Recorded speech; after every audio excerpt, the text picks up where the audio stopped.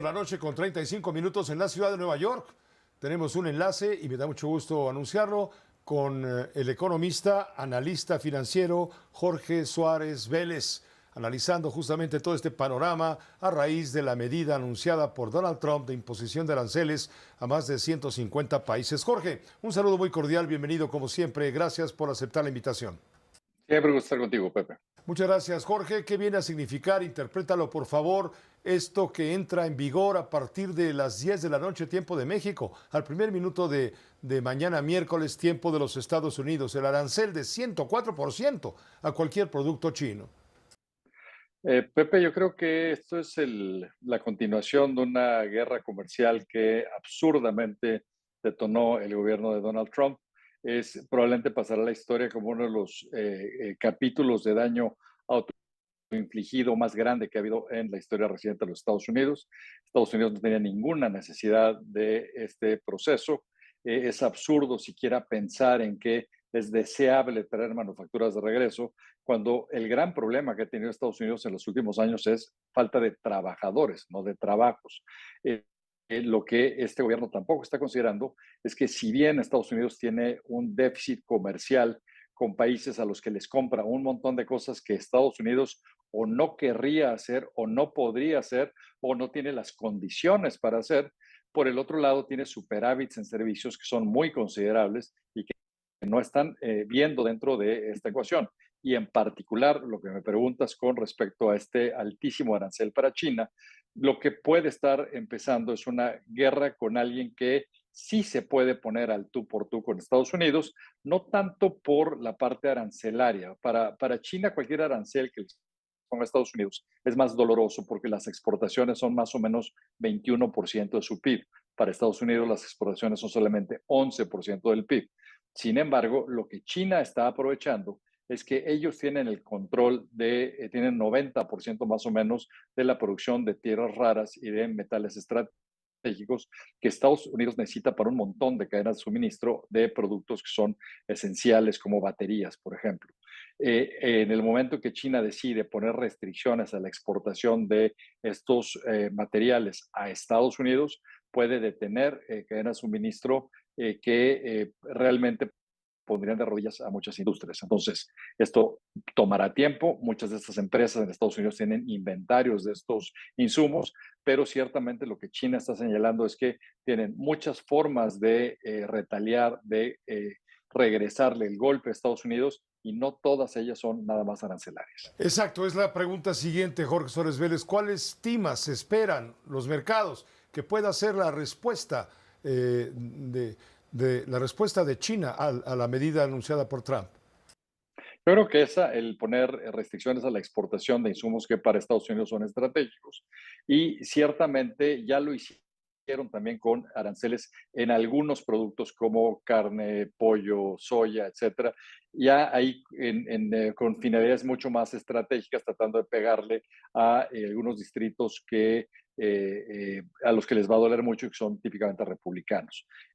Creo que esta espiral, digamos, de conflicto comercial es una en la que nadie gana y todo el mundo pierde, principalmente porque cuando tú le pones este tipo de arancel a productos chinos, en aquellos casos de productos que sí son necesarios o donde no hay un sustituto, al que le vas a cobrar el arancel es al consumidor, no al productor.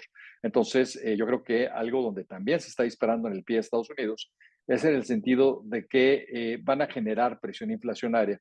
En un momento de la inflación estaba empezando a ceder. Este tipo de guerra comercial incide en menor crecimiento a nivel mundial y esto va a reducir la demanda en general, tanto por bienes como servicios de Estados Unidos. Es decir, por donde lo veas, nadie gana y realmente todo el mundo pierde, pero particularmente pierde más la parte más pobre de la población, que es la que gasta en consumo un porcentaje mayor de su ingreso total. Sí, está hablando, por ejemplo, la industria automotriz en México está calculando que un vehículo exportado a Estados Unidos, con todo y las reglas del tratado comercial, le va a costar al consumidor estadounidense promedio de $6,000, $7,000 más. Esto es una noticia pésima justamente a los que tú te refieres, que son los consumidores estadounidenses.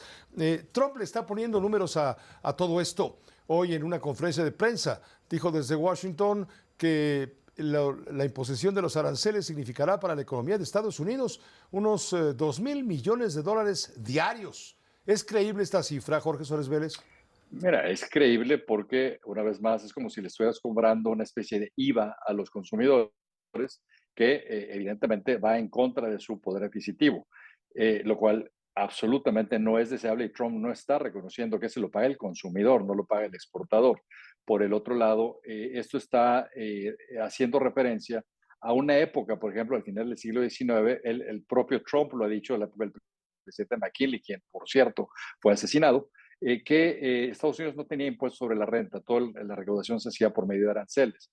Sin embargo, era una época radicalmente diferente porque el comercio internacional era mucho menos relevante en términos de la economía global, no había cadenas de suministro tan integradas como lo están hoy en día y por el otro lado, la economía de Estados Unidos era en aquel momento solo 16% de la economía mundial, hoy es 26%. Es decir, es verdaderamente absurdo. Creo que no hay un solo economista con dos dedos de frente que hoy te diría que esta estrategia de aranceles es una estrategia inteligente.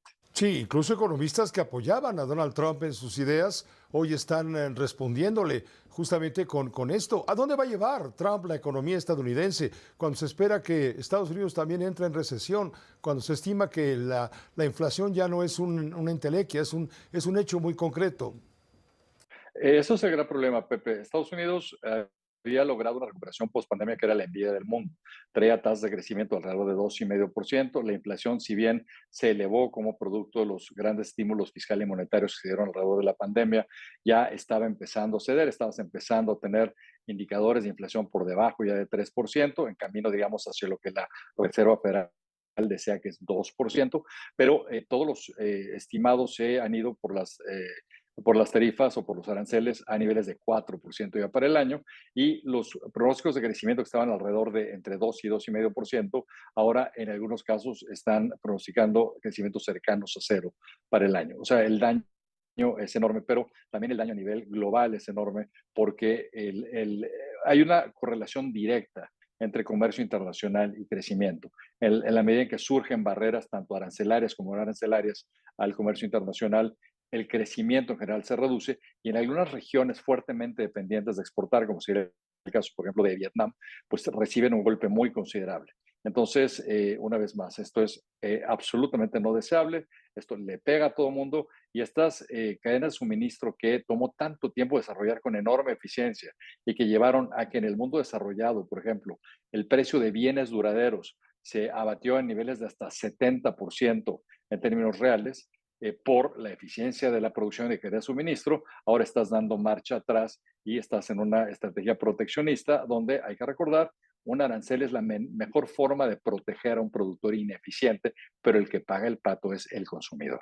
Se habla de un invierno nuclear económico autoinducido, citando a uno de los seguidores economistas de Donald Trump que ha cambiado, claro, ya de parecer. ¿Tú lo tomarías en serio? Lo tomo absolutamente en serio. La gran pregunta es si habría alguna posibilidad de que Trump recule y que corrija. Obviamente jamás lo va a hacer admitiendo una derrota, pero lo podría hacer diciendo que finalmente triunfó al forzar a tantos a que vengan, digamos, a ponerse de rodillas a negociar sus aranceles, haciéndolo como sea, como lo quiera ver en términos de su imagen. El hecho de que echara para atrás esos aranceles podría ser bienvenido. La otra posibilidad, Pepe, que quizá empieza a ser un poco más realista, sería que el legislativo de Estados Unidos le ponga límites a Trump, porque Trump se extralimitó. El poder para poner aranceles no es del Ejecutivo, es del Legislativo.